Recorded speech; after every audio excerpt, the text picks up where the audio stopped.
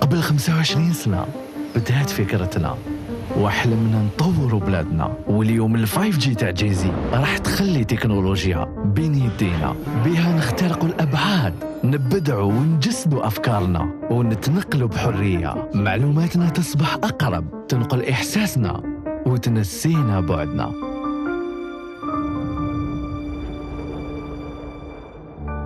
جيزي 5G، عيش المستقبل.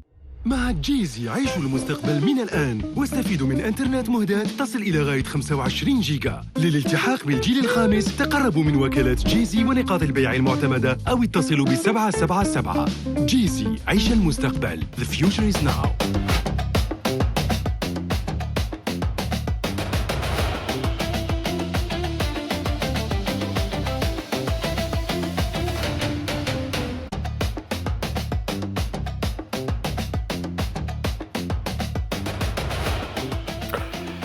Excellente fin d'après-midi à tous et à toutes et à tous. Merci de nous rejoindre ce soir pour ce nouveau numéro de Cannes Show. On vivra une autre soirée de football africain avec le match de la 3e place, le dernier combat pour l'honneur entre l'Égypte et le Nigeria. Match prévu à partir de 17h et en seconde partie d'émission, on parlera bien évidemment de la finale de demain qui se jouera entre le pays hôte, le Maroc et le Sénégal, l'un des prétendants pour ce sacre final. Et on reviendra bien évidemment sur la conférence de presse et le coup de gueule de Pape Thiaw, le sélectionneur sénégalais, après toute l'anarchie et toute la désorganisation flagrante qu'a connue l'arrivée de la sélection sénégalaise hier à Rabat, justement en prévision de cette rencontre et de cette finale très attendue. Pour m'accompagner ce soir, nos consultants habituels. Karim Atmour, bonsoir. Bonsoir. Jamal Rachdi, bonsoir. Bonsoir Mohamed. Khaled Laouchia, bonsoir. Bonsoir Mohamed. Et puis Nasreddin Deled est avec nous aussi ce soir. Bonsoir. Bonsoir Mohamed. Merci. Alors messieurs, c'est un match, un dernier combat pour l'honneur, un match sans grands enjeux, mis à part peut-être une troisième place. Et puis le Nigeria est connu pour être le roi de cette 3e place. Il ne l'a jamais perdu jusqu'à maintenant. Khaled. Oui, le match de la 3e, 4e, la petite finale comme on l'appelle, elle est devenue un peu symbolique. Sortait d'un échec à un match de la finale, donc généralement les équipes qui jouent, le coach fait tourner énormément. Tous les joueurs qui n'ont pas trop participé, je pense qu'ils vont participer lors de ce match. Donc ouais, une place pour l'honneur, une place pour bien terminer, et puis voilà, essayer de tirer les enseignements pour les deux équipes de ce qui s'est passé lors de cette CAN. Et puis après rebondir pour la suite. Mais je n'ai pas envie de dire que c'est un match sans intérêt, mais voilà, c'est une petite finale. Une 3e place. Exactement. Ouais. Nasreddin, on a vu une toute autre équipe nigérienne, même si on s'attendait à une équipe aussi consistante que ce qu'on a vu au premier tour en 8e, en quart de finale. Mais ce qu'on a vu sur le dernier match, les Nigérians, ça nous a un peu laissé sur notre faim. C'est une déception. Et je dirais le match aujourd'hui, c'est le match des déçus. Ce sont deux équipes qui ont déçu lors des demi-finales. On s'attendait surtout à une équipe du Nigeria du même rendement que celui contre l'Algérie. Mais malheureusement, on a vu une autre équipe, un autre système de jeu. Je dirais que tout a changé dans cette équipe. Pourquoi? La question reste ouverte. Jamal?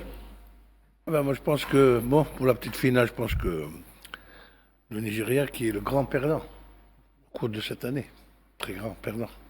Ils ont raté une Coupe du Monde, ils ont raté un trophée qui était à leur portée, à la lumière de ce qu'on avait vu contre l'Algérie.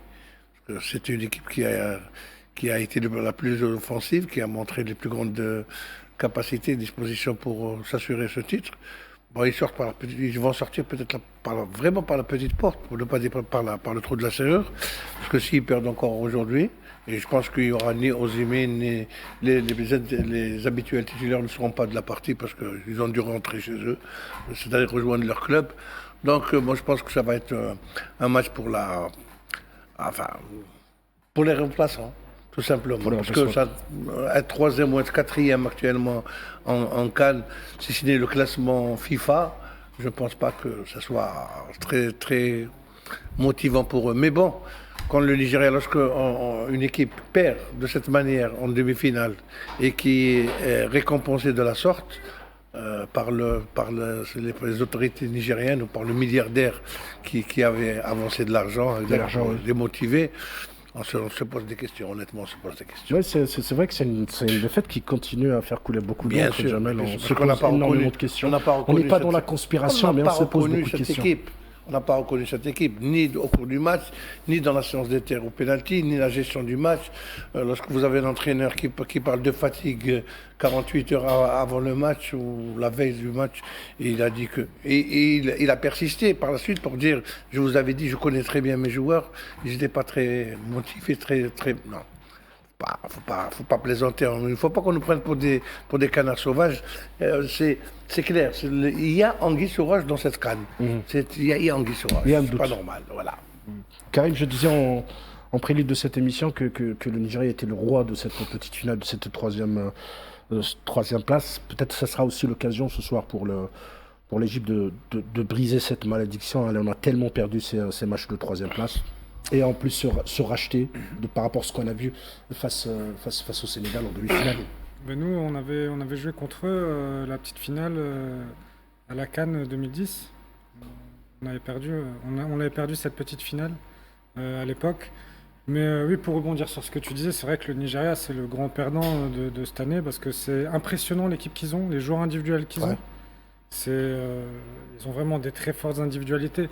Et ne les pas voir à la Coupe du Monde, ne pas voir là en finale de la CAN, pour moi ils ont dominé en fait. D'un point de vue qualité, la façon dont ils jouent, moi je les ai beaucoup analysés parce qu'on a fait l'analyse face à l'Algérie. Ils sont vraiment impressionnants, je les ai vraiment très très forts. Très costauds. Très costauds, et que s'ils partaient à la Coupe du Monde, je pense que c'était l'une des équipes africaines sur laquelle ils allaient être les plus dangereuses. Parce que c'était des vrais atouts, autant offensivement, même défensivement, avec Bassé qui a été le dernier match. Ouais. Il a été tellement impressionnant. J'en parlais avec des amis, on disait mais c'est incroyable quoi. Le joueur que c'est, il a tout, toutes les qualités pour un défenseur. Même les quoi, dans tous les domaines en plus, physiquement, techniquement, ils ont tout exactement. Osimhen devant, un buteur qui court, qui fait les efforts. Ils ont une colonne vertébrale avec Iwobi, vraiment une colonne vertébrale qui est impressionnante. Qui est énorme, hein. Qui est énorme et qui. J'ai l'impression, Karim, j'ai l'impression que vous êtes en train de parler et vous imaginez avec eux sur le terrain. Non mais oui, mais en fait moi j'essaie de comparer avec d'autres équipes dans le monde et je me dis individuellement. Ouais. Ils n'ont rien à envier. Ils n'ont rien à envier à personne en fait. Au contraire. Ouais, ils ont là, c'est ce que j'ai vu sur le dernier match. C'est impressionnant. Iwobi, ils font des passes qui cassent des lignes qui cassent 2-3 lignes facilement. Ils se retrouvent au milieu. C'est huilé comment ils circulent. C'était vraiment impressionnant les phases de jeu qu'ils ont démontrées pendant cette CAN. Donc de ne pas aller voir à la Coupe du Monde, je pense que c'est une perte pour l'Afrique. Après Khaled, on n'a pas assisté vraiment au Nigeria qu'on voulait voir en demi-finale, mais n'empêche qu'ils n'ont pas perdu. Ils n'ont pas perdu sur les 120 minutes. Oui, je rebondis sur ce que j'avais dit contre l'Algérie ou ce que vient de dire aussi Nassaudine, c'est déçu. Déçu pas de perdre, parce qu'il faut toujours un vainqueur. Déçu de la manière. Exactement. C'est quand vous avez tout ce qu'a décrit Karim maintenant, un potentiel, la colonne vertébrale du gardien en passant par Lookman jusqu'à Osimhen et Accor, et que vous faites la prestation que vous faites contre le Maroc, c'est un goût d'inachevé comme l'Algérie, c'est pas de perdre, parce que vous pouvez perdre. Vous pouvez dominer tout le match, et un contre, coup de pied arrêté, vous perdez. Mais de cette manière-là, c'est très frustrant. Et puis encore, je répète ce que vient de dire Karim, quand vous voyez l'équipe, c'est un mondialiste. C'est bizarre qu'ils ne le sont pas. Ouais. Les supporters nigériens devaient avoir le même sentiment que nous. Hein. Ouais, je pense je pense vraiment, on a été frustrés contre le Nigeria et les Nigériens ont été frustrés contre le Maroc. Par le visage montré ce jour-là. C'est pas possible, on ne peut pas jouer aussi mal. Quand on monte des dispositions comme celles qu'on a montrées contre l'équipe algérienne et 3 jours après, c'est une autre équipe que vous voyez sur le terrain, complètement dépassée. C'est les mêmes qui jouent, Jamal. C'est les mêmes qui avaient joué. Oui, c'est les mêmes, mais on ne peut pas expliquer ça par la fatigue. C'est des joueurs professionnels qui jouent tout le temps. Ils jouent tout le temps, tous les 3-4 jours. Je pense que c'est, encore une fois, c'est le schéma tactique prôné par Shell. Et puis face à l'Algérie, Jamel, ils ont fait un peu dans l'économie de l'énergie aussi. Ils sont pas partis aux 120 minutes, donc je vois pas pourquoi Eric Schell a précisément parlé de. Je n'ai absolument rien compris quand il parle de fatigue, alors que honnêtement, l'Algérie serait contentée d'un 4-0 sans problème. On est allé sur le plan du jeu. Je ne parle pas de l'arbitrage, je ne parle pas d'autre chose, mais on a été tellement dominé qu'avec 2-0, on s'est très très bien sorti. Donc, ils n'ont pas dépensé beaucoup d'énergie par la suite. Alors, le match d'avant aussi. Le match d'avant aussi. Oui, le match d'avant aussi, 4-0 contre le Mozambique. C'était une énorme débauche d'énergie. Donc, contre le Maroc, c'est là-bas où il fallait faire le forcing. Bon, on a vu notre équipe. Pour quelle raison? Après, jamais, même si fatigué, elle n'est pas dès le départ. Tu peux être fatigué au bout de la 70e, arriver dans les prolongations, il y a une accumulation tout au long du tournoi. Mais dès le départ, en fait, ils ont joué petit bras. Dès le départ, ils ont joué à l'économie. Dès le départ, moi, je pensais vraiment que c'était de l'intox la veille quand Schell disait on est fatigué, on va jouer en bloc bas. Moi, je pensais qu'il était en train d'enfumer l'équipe adverse, mais non, pas du tout. Tout ce qu'il a dit, il l'a mis en place. Il n'a pas joué avec ses vraies armes. C'est l'équipe qui peut avoir le plus de remords dans cette. Oui, c'est vrai. Cette année, c'est une année de Coupe d'Afrique et de Coupe du Monde. Ils sortent par la petite porte. Élimination Coupe du Monde, pas de titre africain, même pas une finale. Ils auraient pu peut-être arriver en finale. C'est qu'ils ont laissé tomber la qualification en Coupe du Monde après leur élimination par la République démocratique du Congo. Mais qui puisait, ils se font éliminer en demi-finale de la sorte. C'est un peu compliqué aussi pour le football nigérian. Nous les connaissons, les Nigérians, c'est du foot propre. Le mondial, ils vont attendre 2030. Alors je ne connais pas l'âge des joueurs qu'il y a pour l'équipe du Nigeria. Donc est-ce qu'ils seront encore là en 2030 dans quel état? Et puis après, les Coupes d'Afrique, c'est un habitué. Nigeria en Coupe d'Afrique, ils font toujours partie des favoris. Donc, c'est dommage, ils ont laissé passer une occasion. Mais moi, la frustration, c'est vrai que par rapport à la Coupe d'Afrique, elle y est. Ils sont éliminés par le Congo, qu'on élimine difficilement, mais qu'on élimine quand même. Qu'on arrive à éliminer quand même. Ils arrivent à nous mettre la tête sous l'eau, à nous surpasser sur un match où il y a deux mondes en fait, entre nous et eux. Et puis ils perdent de cette manière, ils ne se qualifient pas en Coupe du Monde. Franchement, je suis supporter nigérien, je suis très très frustré de ne pas voir mon équipe au mondial. Très très frustré. Moi, je pose une question, Mohamed. Allez-y, le Sardin. Vu le potentiel humain chez cette équipe nigérienne, et l'entraîneur demande par exemple à ses joueurs de jouer bloc bas, Karim, est-ce qu'on exécute ou on sait que nous avons les capacités, le potentiel pour battre cette équipe? Est-ce qu'on laisse les consignes de l'entraîneur de côté et on joue notre jeu? Est-ce possible? Il y a une question dans ta question. Va jusqu'au bout du raisonnement. Qu'est-ce que tu sous-entends? Allez-y, continuez votre idée. Est-ce qu'on peut ne pas suivre les consignes de l'entraîneur et jouer notre jeu? Je parle de l'équipe, par exemple, l'équipe de Nigeria. Ils pouvaient quand même... joueurs prennent... Alors ça arrive souvent, alors des fois que les joueurs prennent les choses en main sur le terrain. Il y a des discussions forcément au début de match. Maintenant, il y a un staff qui est censé être là et quand même argumenter avant le match la stratégie, pas juste dire on fait ça ou ça, et donner un plan de jeu pour tout le match, et convaincre les joueurs aussi. Parce que c'est pas les joueurs, ils sont pas... j'ai du mal à croire qu'on puisse convaincre comme ça 20 joueurs sans argument à dire ok, maintenant vous allez attendre et défendre. Donc non, il a dû quand même exposer le pourquoi du comment avec une stratégie, je pense. En tout cas, elle a pas fonctionné. Non, pas du tout. Parce que je pense qu'on joué quand même 4 matchs de la même manière, et le 5e match, on change complètement complètement là. Même le changement a été annoncé en conférence de presse. Oui. Ça n'a même pas surpris l'adversaire. 14 buts marqués avant la rencontre de demi-finale. Et en demi-finale, on voit une attaque complètement muette, amorphe, une équipe vraiment amorphe, qui aurait pu encaisser aussi d'autres buts, honnêtement. Parce que je ne comprends pas le potentiel qu'a le Nigeria. C'est un des plus grands pays d'Afrique, d'accord? Plus de 120 millions, je crois, d'habitants. Un réservoir de joueurs exceptionnels qui jouent tous pratiquement en Europe. Et on le retrouve à chaque fois sur le podium, pratiquement. mais ils n'ont remporté de la Coupe qu'à trois reprises. Dans l'une, contre l'Algérie en 1980. Et là aussi, au cours de ce match, il y a beaucoup de choses à dire. Il y a beaucoup de choses à dire, il y a beaucoup de choses à dire, parce que selon les témoignages des joueurs algériens, il y avait des considérations politiques à l'époque qui ont fait que... Il n'y avait rien à dire. Voilà, parce qu'on les a rencontrés juste après en éliminatoire de la Coupe du Monde. On les a battus chez eux 2-0 et 2-1 à Constantine. Donc, vous voyez, mais lorsque vous avez un tel potentiel, lorsque vous avez de tels joueurs, et vous vous contentez à chaque fois de strapontin, c'est dur à encaisser. Après, Jamal, est-ce qu'il n'y a pas un problème 15 fois sur le podium, vous imaginez 15 fois sur le podium, ça doit faire mal. Mais qui gagne jamais. Ça doit faire mal, oui. Après, est-ce qu'il n'y a pas un problème aussi au niveau de la fédération? Là, quand je vois, avant le match contre l'Algérie, je crois, où il y a des problèmes de primes, en 2025, il y a encore des problèmes de primes, quoi. C'est bizarre, quoi.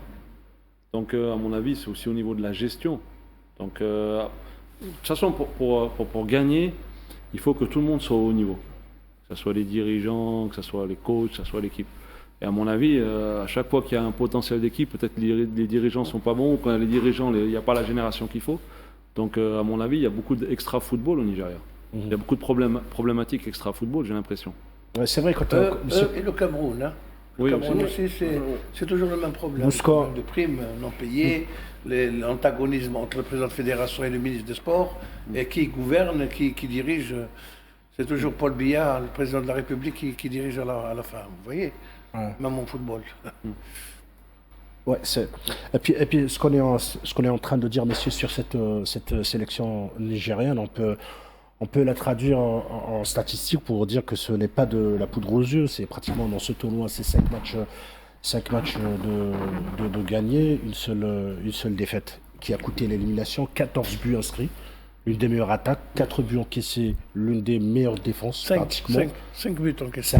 5 buts encaissés, l'une des meilleures défenses pratiquement. Et ce soir, ils auront peut-être l'occasion de battre le record des 16 buts inscrits en un seul tournoi qui est au profit de la Côte d'Ivoire depuis 2006-2008. Moi, je vais bien rebondir sur ce que tu disais, Khaled, sur la fédération, parce qu'un peu là, si on peut un peu sortir du cadre football, d'analyser la démographie un petit peu en Afrique, c'est pas 130, c'est 200, ils sont 230 millions. 200 millions d'habitants. 200 millions d'habitants. Donc en fait, statistiquement, plus il y a d'habitants, plus il y a de talent potentiel. Donc en fait, avec un vivier de 200, et je crois que j'ai entendu une statistique que dans quelques années, ils sont même plus nombreux que les États-Unis, que le nombre d'habitants aux États-Unis. C'est le pays le plus peuplé d'Afrique. Donc s'il y avait derrière la capitale la plus peuplée d'Afrique. Donc si derrière il y avait, parce qu'on les voit, les joueurs, ils sont grands, ils sont athlétiques, ils sont techniques, ils sont physiques, ils sont rapides, ils ont tout. Puissants. Ils sont puissants. Africaine, hein. Ils ont vraiment tout. S'il y avait derrière une stratégie, une vraie stratégie, une vraie politique de formation avec une vraie organisation. Sur la planète, elle ferait mal. Hein, ils ont régné pendant des années en catégorie de jeunes. Ils ont été champions du monde à 2 ou 3 reprises. Ils ont été champions olympiques aussi. Il ne faut pas oublier qu'ils ont été champions olympiques. Après, des fois en jeune, ça coupe beaucoup sur l'âge. Il y a ce phénomène aussi. Oui. Ouais, c'est le propre de pas mal de pays africains. Non, bien sûr. C'est pour ça que c'est équilibre quand on passe à la catégorie senior. Mais je rejoins Karim. C'est-à-dire que non seulement elle domine l'Afrique, mais pas que. Elle domine la planète. Elle domine l'Afrique, mais pas que. Parce que là, quand vous voyez le potentiel, c'est vrai qu'il y a le jeu.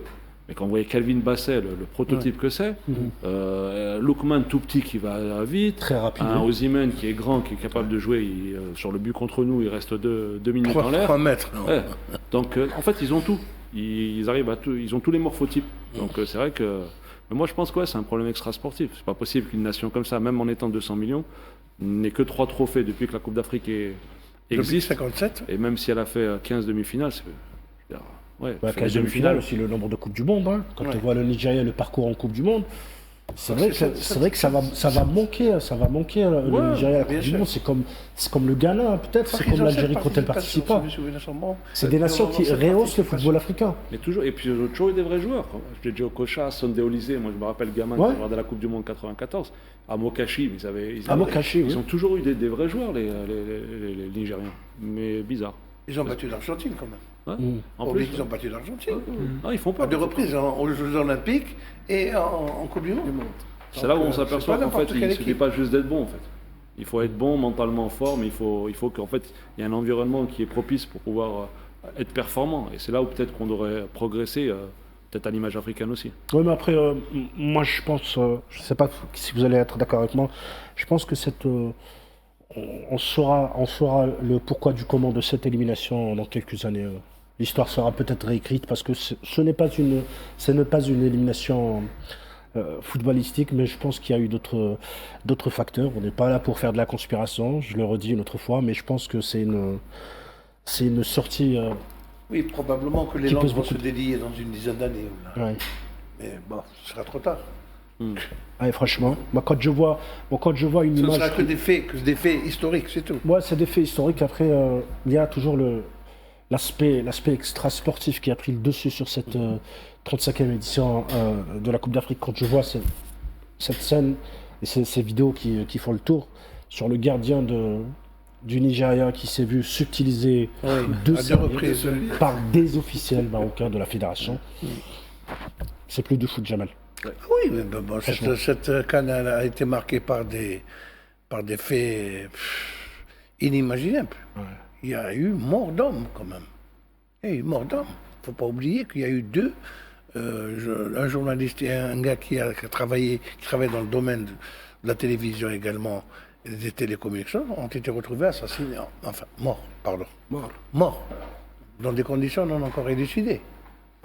C'est grave quand même dans une compétition comme celle-là où tout est décrié, à part peut-être, entre guillemets, selon certains témoins de l'organisation, mais une organisation qui laisse à désirer, à l'image de ce qui s'est passé hier à l'arrivée de l'équipe du Sénégal à la gare. On verra ça en seconde partie d'émission. Oui. Voilà, donc, on en parlera. C'est des scandales à répétition, honnêtement. Ce qu'on a vu sur le terrain, avec les fautes d'arbitrage, avec tout ce malaise qui s'est installé même au sein de la sélection marocaine aussi. Attention, il ne faut pas se leurrer. Il y a aussi ce sentiment qu'ils veulent gagner coûte que coûte ce titre, quels que soient les moyens, mais bon, on n'a pas à se gargariser de ce titre, honnêtement. S'ils arrivent à l'avoir. Moi, je suis d'accord avec vous, Jamel, il n'y a pas de quoi être fier de ce titre, même s'ils arrivent à l'emporter. Le match n'a pas encore commencé, ne s'est pas encore soldé, donc on verra demain ce que donnera ce match entre le pays hôte, le Maroc et le Sénégal. Je précise un prétendant très sérieux pour le sacrifice. C'est pas pour nous flatter, mais la seule nation qui a régné durant une Coupe d'Afrique, c'est bien l'équipe nationale d'Algérie en 90, qui a remporté tous ces matchs avec des scores éloquents.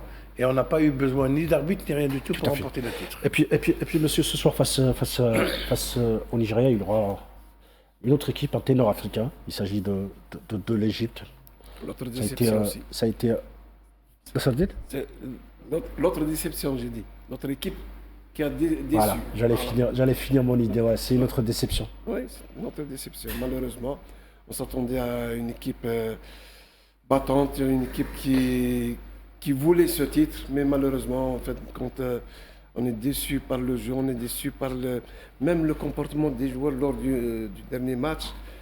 Je pense que est-ce que ce sont des erreurs des entraîneurs ou peut-être par de fatigue, par d'autres choses. Moi, je ne crois pas à la fatigue, je ne crois pas. Peut-être, comme il a signé tout à l'heure. Et puis problème extra football. Puis aussi, je ne sais pas, c'est malheureux de voir peut-être un Mo Salah partir en retraite internationale sans avoir remporté ce titre continental qui lui tient. Mais si je peux me permettre, moi je suis un petit peu moins déçu vis-à-vis de l'Égypte, parce que l'Égypte, ok, le dernier match ils n'ont pas joué, ils ont suivi pendant tout le match. C'est sur ça qu'on est déçu. On dit ok, essayez de vous battre en fait. Ils étaient là, encaisser, à se prendre des vagues aussi, comme nous on l'a vécu. C'est sur ça qu'on est déçu. Mais après, si on regarde un peu pendant la compétition, c'est pas non plus une équipe sur laquelle on attendait qu'elle aille au bout, avec ce qu'elle avait montré depuis le début de la compétition. La Côte d'Ivoire, si, quand même. Ils avaient montré un petit peu, mais je veux dire, c'est pas le même niveau de déception qu'on a avec le Nigeria. C'est pas une équipe qui l'a vraiment convaincu par rapport au Nigeria. Je comprends ce qu'il veut dire. Mais voilà, c'est une équipe, ça reste toujours un grand d'Afrique. L'Égypte, c'est toujours une très grande nation qui a toujours été performante pendant la Coupe d'Afrique, donc c'est pour ça qu'on l'attendait aussi. Mais un match de foot, c'est pas le CV non plus.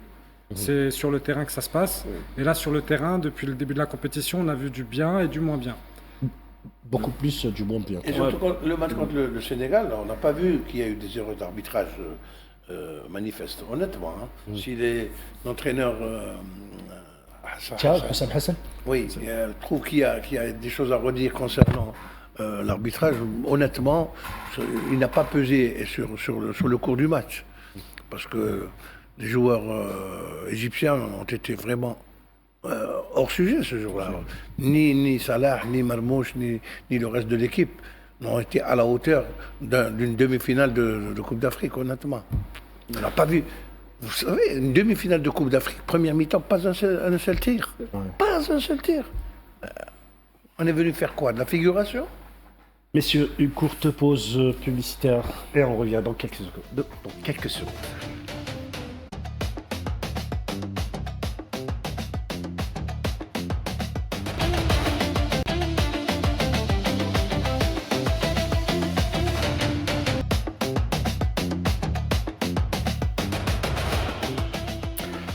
Deuxième partie de Can Show, mesdames, messieurs, bonsoir et merci de nous rejoindre une nouvelle fois. J'ai le plaisir d'accueillir en direct avec nous via WhatsApp Souleymane Ambégué, journaliste sénégalais au quotidien sportif en ligne Record. Souleymane, bonsoir.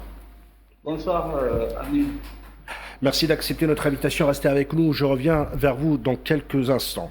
Alors Khaled, je disais avant la courte pause publicitaire que cette équipe de l'Égypte n'a pas vraiment démontré, comme le disait Karim, de valeur sûre pour qu'elle puisse aller animer une finale par rapport. Si on faisait la comparaison avec le Nigeria, c'est une troisième place. Non, bien sûr. C'est un podium, c'est une troisième place. C'est son match de troisième place depuis 84. Et je disais tout à l'heure, c'est malheureux de voir peut-être un Mohamed Salah aller prendre une retraite internationale sans pouvoir. Après, est-ce qu'il l'a annoncé, Mohamed, ou pas? Il l'a annoncé ou pas? Non, je dis peut-être. Si demain il annonce son départ, ça après, va être... il y a quelques jours, Jamel nous rappelait qu'il y a une Coupe d'Afrique en 2027, une autre en 2028. Donc est-ce qu'il ne va pas... On ne sait pas ce qui peut se passer d'ici là. Ouais, bien sûr. On dit peut-être. Non, bien sûr. Il n'a pas encore annoncé. C'est pour ça que je me dis, est-ce qu'à sa place j'arrête ou est-ce que je me dis qu'il y a encore une Coupe d'Afrique qui est assez proche? Mais après, pour revenir sur le parcours de l'Égypte, c'est vrai qu'il y a eu plus de moins bien que de bien. Moi, le match de la Côte d'Ivoire m'a trompé. Je me suis dit que c'est peut-être un match référence qui allait les aider à aborder ce match contre le Sénégal avec de meilleures intentions. Mais au final, j'ai envie de dire que c'est même pas une élimination frustrante parce que qu'elle se passe, tant mieux. C'est un Grand Afrique, qu'elle passe pas par rapport à ce qu'elle a montré. Malheureusement, j'ai pas envie de dire que c'est normal, mais ouais, c'est normal en fait. Si, je vais le dire. C'est presque normal parce que le Sénégal est sur une dynamique très positive depuis pas mal d'années. Et elle est tombée contre... Moi, la frustration, c'est surtout qu'il y a eu un monde en fait entre le match contre la Côte d'Ivoire et le match qu'elle a fourni contre le Sénégal. Moi, c'est ça qui me surprend des fois. C'est de voir en quelques jours comment les équipes peuvent être aussi fragilisées. Alors, après, les explications, c'est aux sélectionneurs ou aux joueurs eux-mêmes de nous le dire. Mais on ne peut pas passer d'avoir une performance de haut niveau à rien. Ouais. On peut être fatigué, c'est vrai, la fatigue fait partie du tournoi, mais généralement tu es fatigué lors de la dernière demi-heure ou s'il y a des prolongations au niveau des prolongations. Mais dès le départ, il n'y avait rien. Première frappe, il dit qu'en première mi-temps, il n'y a pas eu de frappe de l'Égypte, mais jusqu'à la 80e, je crois, Jamel. 87e. 87e. Donc c'est vraiment, c'est même plus de la pauvreté, ils n'ont pas existé. Donc l'élimination normale, est-ce qu'ils seront déçus? Sûrement, mais par rapport au tournoi, j'ai envie de dire que non, demi-finale, c'est bien pour eux. Voilà, donc messieurs, on clôt ce match pour la troisième place, cette petite finale qui aura lieu à 17h, à partir de 17h entre l'Égypte et le Nigeria pour s'intéresser au gros match demain. Et cette finale qui opposera le pays hôte, le Maroc, au Sénégal, un prétendant au sacre final. Mais avant d'en parler, on va écouter ce coup de gueule de Pape Diaw, le sélectionneur sénégalais en conférence de presse. Parlant de la finale en Algérie, c'est sûr que c'est deux compétitions différentes, mais j'espère que ça se passera pareil qu'en Algérie. Parce que jouer contre le pays hôte, c'est jamais facile, parce qu'il aura son public, mais après le public restera qu'en haut. Sur le rectangle vert, c'est 11 hommes contre 11 hommes. Donc voilà, moi, mes joueurs, ils le savent. Donc voilà, et il y aura un arbitre qui sera là, les trois arbitres. Voilà, après le reste, ça sera que eux. Le public restera qu'en haut. Et le reste, ça se décidera sur le terrain. Et espérons que voilà, ça se passera bien. Et le pays hôte en Algérie, ça s'était très bien passé. Et sur côté organisation, tout, on était vraiment satisfait avec l'équipe locale. Et à la fin, ça s'est très bien passé. Après, ici, hier, vous avez vu, je préférais ne pas en parler. Notre fédération en a parlé. Je pense que les enjeux d'un football ne doivent pas nous amener à faire certaines choses. Parce que quand on voit aujourd'hui, c'est l'image de l'Afrique qui est en jeu. Notre compétition qu'avant personne ne regardait, aujourd'hui on l'a mis haut. Il ne faut pas qu'on gâte ça. Parce que quand même on a des joueurs de planétaires, on a des joueurs que malheureusement c'est à cause de la CAN qu'on n'a pas gagné, qu'ils n'ont pas gagné le Ballon d'Or. Parce que les gens disaient que ce n'était pas une compétition majeure. Donc Sadio Mané méritait ce Ballon d'Or. Mais il disait que parce que c'est une CAN, ce n'est pas une compétition majeure. Et hier, ce qui s'est passé, c'est anormal. Anormal. Une équipe comme le Sénégal qui descend, on les laisse avec la foule populaire comme ça. Mes joueurs étaient en danger. Tout pouvait se passer contre des personnes mal intentionnées. Et ça ne doit pas se passer. Surtout entre deux pays frères. Qu'on a toujours dit. C'est important. Merci.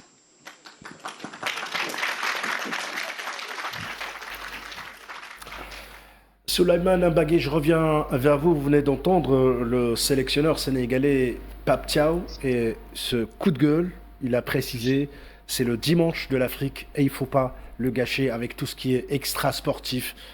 Qu'est-ce que vous avez à nous dire après cette intervention médiatique du sélectionneur sénégalais?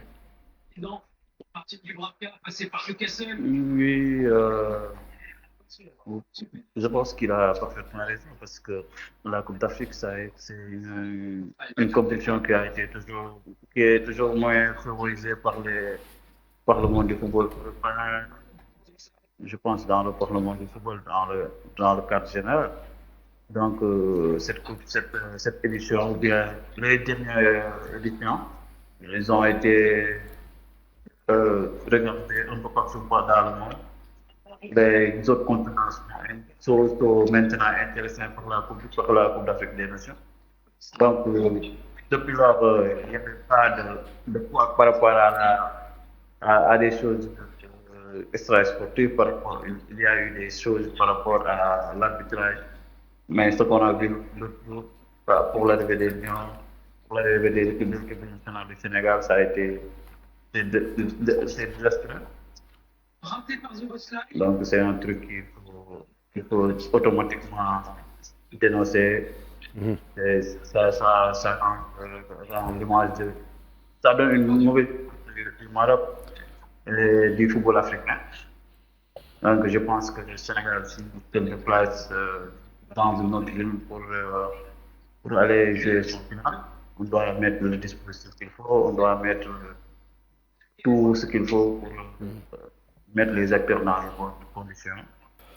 Donc, pour moi, le supporter a raison, il a parfaitement raison. D'accord. Donc, Restez avec nous, Souleymane. Je reviens vers vous dans quelques secondes. Khaled, vous venez d'entendre le coup de gueule de Pape Thiaw. Il a tenu à faire cette comparaison entre le CHAN et la CAN, même si c'est deux compétitions différentes.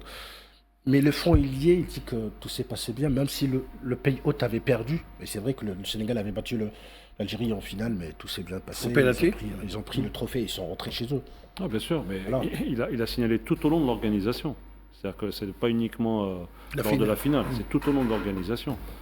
Donc là, bien sûr, il dit à un moment qu'il ne voulait pas le dire, mais non, au contraire, il faut.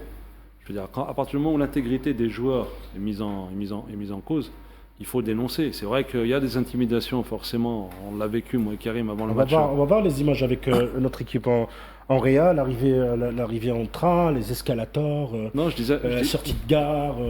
Je disais le fait que nous, on l'a vécu en 2010 avec l'Égypte, mais dans d'autres conditions. J'ai l'impression que c'est devenu banal ou on le banalise. C'est pour ça qu'à un moment, il dit ouais, j'ai failli pas le dire, mais ma fédération l'a dit non, il faut dénoncer. Ouais. Il y a des intimidations, il y a un match important, mais il ne faut pas aller dans ce sens-là. Au contraire, il a bien fait de le dire. Il a bien fait aussi de comparer avec l'organisation du CHAN. Ouais. Tu dis que c'est pas la même compétition. Si, c'est juste pas les mêmes joueurs. C'est la même compétition. Après, c'est pas le même level, là. Oui, voilà, exactement. Mais ça reste une compétition. Et au niveau des infrastructures, au niveau de l'organisation, au niveau des déplacements des différentes équipes, c'est quasiment pareil. Donc, il a bien signalé que ça s'est super bien passé. Il la gagne. Et rien ne s'est passé, bien au contraire.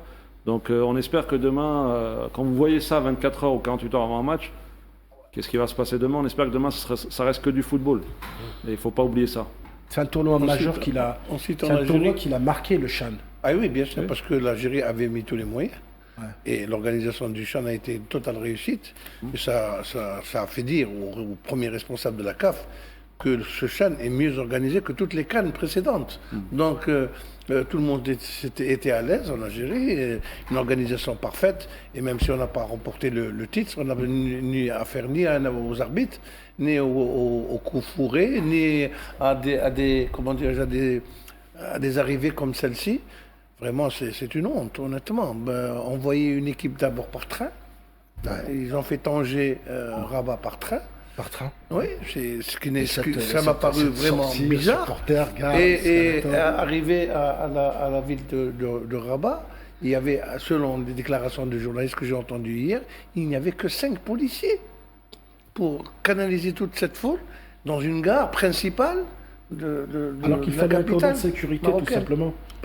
Il fallait un cordon de sécurité, éloigner tout le monde. Naturellement, sûr. On le voit. On ne sort pas dans une gare, on n'attend pas une équipe comme ça. Après, c'est avec l'arrivée des trains de tous les côtés. C'est pas possible. Imaginez s'il y avait une agression. Il y aurait pu y avoir une agression, on aurait pu attenter à la vie de joueurs, le blessé, je ne sais pas moi.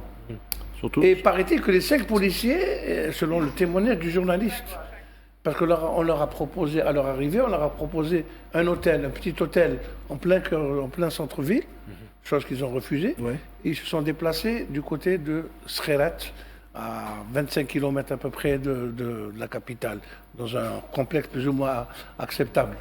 Il y a de bonnes conditions d'accueil. Mais au départ, c'était lamentable comme organisation. Ouais, c'est-à-dire qu'on a commencé à déstabiliser cette équipe à 48 heures de la finale avec des moyens. Karim, ce genre de scène perturbe vraiment cette préparation de la finale. Mais ça prend de l'influx nerveux sur les joueurs. On veuille ou pas, c'est ça la question, oui, c'est pourquoi par manque de compétences, par manque d'anticipation c'est délibéré. C'est la provocation. Non, c'est délibéré, voyons. C'est délibéré. On ne peut pas accueillir une équipe finaliste de la CAN de cette manière, c'est pas possible. Honnêtement. Déjà, n'importe quelle équipe, mais encore plus de finalistes. Et pas n'importe quelle équipe. Et surtout, ce qui est dramatique, c'est que les deux pays ont des relations plus ou moins très très proches. Ouais. C'est ça qui est un petit peu... comment dirais-je, intriguant, honnêtement. Mais parce que ici, maintenant, on veut coûte ce trophée et on utilise tous les moyens. Voilà, toutes les manières sont... Quand on sait les milliards investis dans les stades, à retaper les stades et à construire 2 ou 3 stades, ils ne veulent pas voir cette coupe filée hors territoire. Partir en fumée. Et c'est aussi... Il y aura des répercussions, certainement. Pas n'importe quelle manière, par des provocations. Je reviens un petit peu hier, il y avait une conférence de presse où Sam Hassan a été provoqué. Sam Hassan a été provoqué à son tour. À son tour. Par un pseudo-journaliste marocain. Quand même, il a insulté... Parce qu'il avait remis en cause certains aspects de l'organisation. Oui, exactement. Voilà. C'est ça. Si on dit la vérité... Ce qui est un peu dommage, dans cette Coupe d'Afrique, c'est que s'il n'y a pas un fait, il y en a plusieurs. Je ne sais pas s'il y a une fédération qui ne s'est pas plaint. Tout le monde s'est plaint. Tout le monde s'est plaint. Les supporters, le dernier des supporters. J'imagine l'effet boomerang que ça va avoir par la suite. Honnêtement. Parce que... C'est-à-dire le retour du boomerang, c'est-à-dire comment vont réagir les autres pays africains par rapport à ce pays. À tête reposée surtout. Oui, bien sûr. Les fédérations si on se sent blessé, on se sent lésé dans un pays, qu'est-ce que vous allez en penser? Le sport, le football en particulier, est une diplomatie très très active. Attention, il ne faut pas... Donc, si vous avez des retours comme ça, Au lieu de garder cette concentration des nations pour préparer leur match, ils essaient de gérer tout ce qui est extra-sportif et avec le temps, c'est fatigant. Le flux nerveux. Au lieu d'être concentré sur une chose, elle est perturbée par plein de choses. Après, c'est des joueurs. Je dis, moi, le problème, ce qui me dérange, c'est qu'on le banalise des fois. Et puis, même nous, des fois, en tant que joueurs, on dit c'est pas grave, mais alors que non. Je pense qu'un Sadio Mané ou un Kalidou Koulibaly ou même Pape Sékénor ne va pas être impressionné. Il connaît ça, il sait. Mais on est en 2025, on est en Coupe d'Afrique des Nations. Et justement, voilà. c'est ça qui est navrant. En Afrique noire, oui, je suis d'accord. Mais même, on est en Égypte. Non, ça à l'époque, c'est fini. Maintenant, il y a les médias, il y a Internet, il y a tout qui sait. C'est ça. Il y a tout ça. Tous les regards sont braqués. Mais c'est ça qui est. Moi, c'est ça qui me. Malgré tout cela, Thierry. Après un Sadio Mané, regarde, qu'est-ce qui se passe? La salle d'un Sadio Mané, un Koulibaly, c'est des portes dérobées, monsieur. C'est pas un escalator dans une gare et cette foule, c'est pas normal. Déjà, ouais, il y a un cordon de sécurité, mais ça, j'ai envie de dire que c'est la base, quoi. Ouais. Vous savez qu'une équipe arrive à telle heure, la base. En plus, même pour les protéger par rapport à ses propres supporters. Vous savez qu'il va y avoir un effet de foule. Il va y avoir un effet de foule, les gens les aiment, vont les accueillir. Il y avait un accueil. On en avait parlé il y a quelques jours, Jamal. Ils ont fait le même coup pour la sélection algérienne. Juste après la qualification de la République démocratique du Congo. Oui, mais moi, ce qui me dérange, moi, déjà, c'est que déjà, par rapport à tout ce qu'il y a autour, Pape le dit dans sa conférence, il dit on a souvent dénigré cette Coupe d'Afrique. Mais quand vous voyez tous les faits qui se sont passés, que ce soit au niveau de l'arbitrage, là, aujourd'hui, est-ce que les gens vont prendre la Coupe d'Afrique au sérieux? Moi, c'est ça qui me dérange. Alors qu'on a tous les ingrédients pour... le niveau, il est là, les joueurs sont là. Absolument. Voilà, la CAN revient et on est en train de la gâcher. En fait, l'image négative qu'il y a autour donne raison à ceux qui disaient la Coupe d'Afrique n'est pas un tournoi majeur ou n'est pas un tournoi de premier ordre. Tous ces faits-là ne mettent pas en valeur cette Coupe d'Afrique-là ou le football africain d'une manière générale. On l'a déjà gâché avec la périodicité. Hein, quand on passe de 2 ans à 4 ans, sans l'aval de l'Assemblée Générale, c'est aussi dramatique que ça. On va poser une autre question à notre ami Souleymane Ambégué. Alors, entre failles sécuritaires et désorganisation flagrante, comment se porte le moral des troupes? Ouais, le moral se porte bien. Vous savez, nos joueurs ils sont habitués à laisser faire. Ils ont joué dans un stade mortel face à Congo. C'était plus que... C'était pareil. On a joué dans des conditions difficiles. Les supporters sénégalais ont été saccagés. Les joueurs sénégalais ont été sifflés. Ils ont reçu des projectiles et tout. Donc, je pense qu'on a des joueurs qui ont suffisamment d'expérience, qui ont compris le football africain. Peut-être qu'ils ne s'attendaient pas à quelque chose, mais ils sont tous concentrés. Ils savent ce qu'ils attendent. Ça sera plus difficile demain. Dans un match que quasiment il n'y aura pas de supporters sénégalais. J'aimerais aussi pointer du doigt à la Confédération africaine de football. On ne peut pas concevoir une carte, une finale de camp. L'équipe adverse ne parvient pas à trouver des billets. Donc ça, c'est déplorable.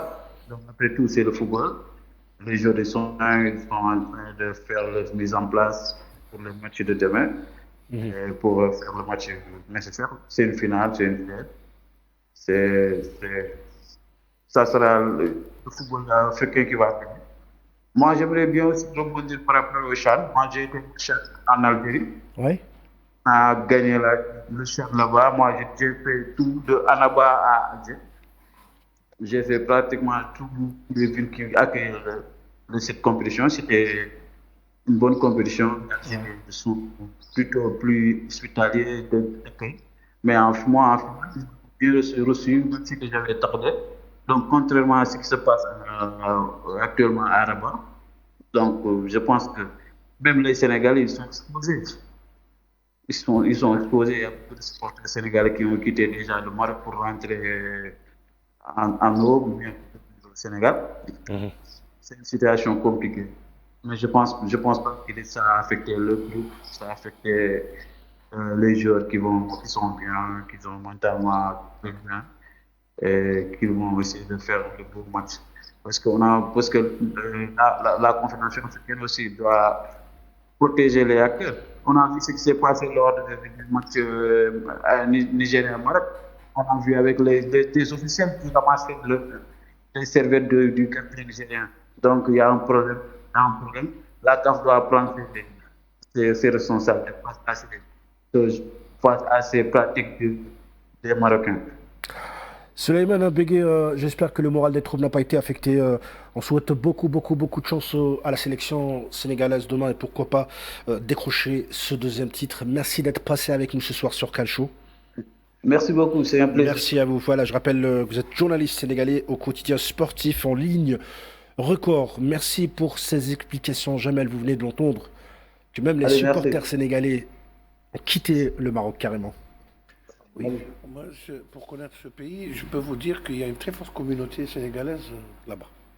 Et la réciproque est vraie aussi. Ah. D'accord, parce qu'il y a des accords de coopération entre ces deux pays. Donc, lorsque on sent ce sentiment d'insécurité, ça veut dire que c'est très sérieux. Parce que votre équipe nationale n'est pas en sécurité, qu'en est-il du simple supporter ?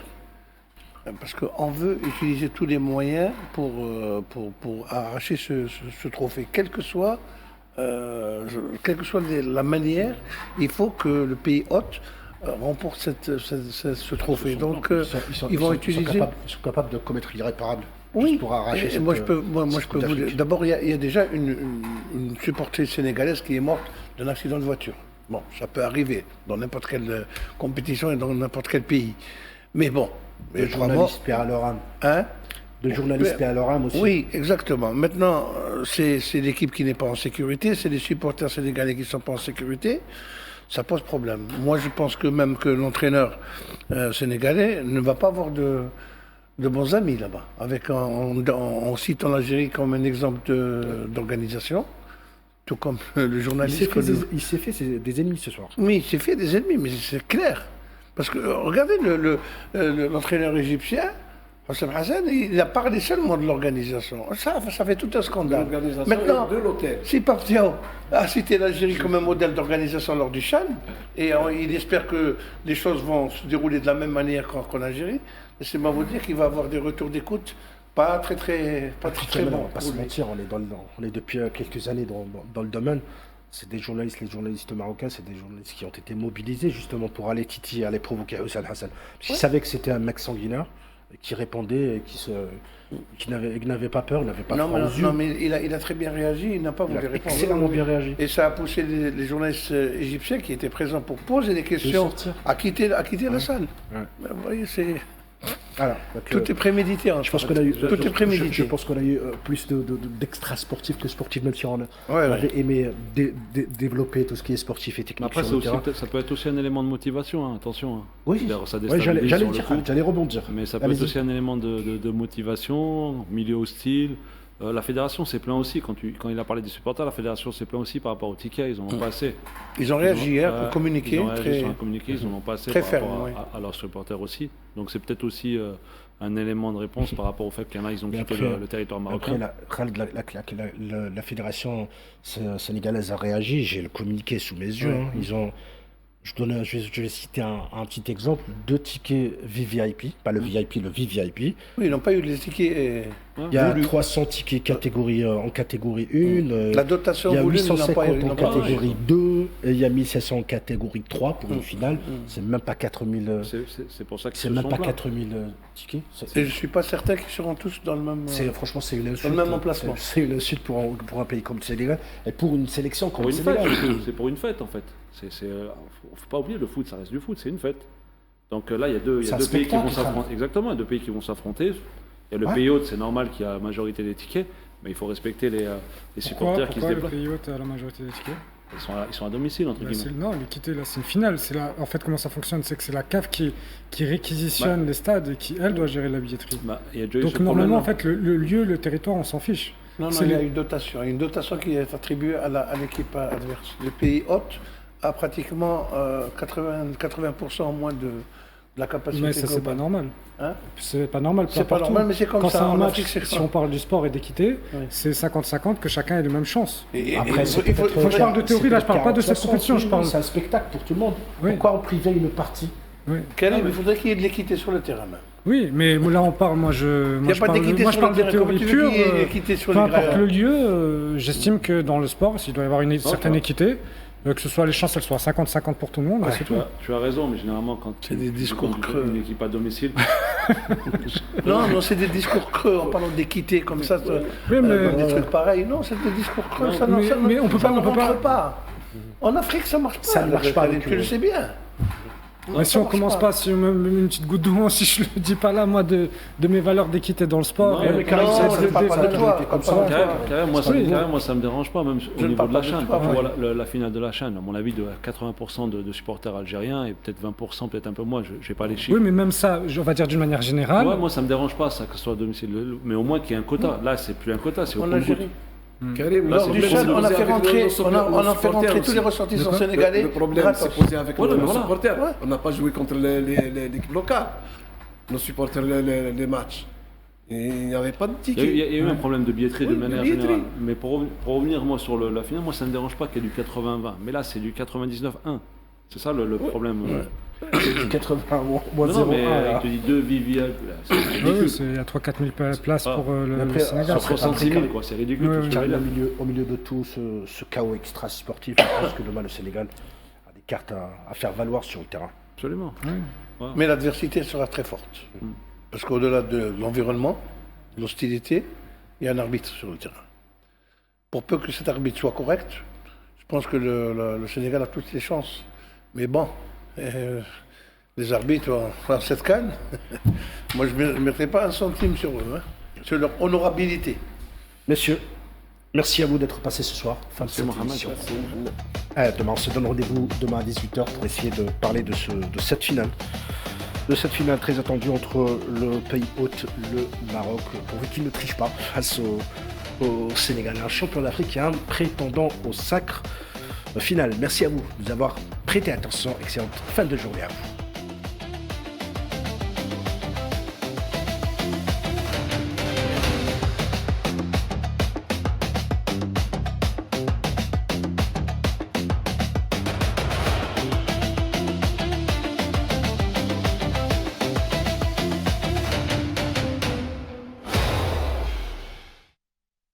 مع جيزي عيشوا المستقبل من الآن واستفيدوا من إنترنت مهدات تصل إلى غاية 25 جيجا. للالتحاق بالجيل الخامس تقربوا من وكالات جيزي ونقاط البيع المعتمدة أو اتصلوا ب777. جيزي عيش المستقبل. The future is now. قبل 25 سنة بدأت فكرتنا وحلمنا نطوروا بلادنا، واليوم ال5G تاع جيزي راح تخلي تكنولوجيا بين يدينا، بها نخترقوا الأبعاد، نبدعوا ونجسدوا أفكارنا ونتنقلوا بحرية، معلوماتنا تصبح أقرب، تنقل إحساسنا وتنسينا بعدنا.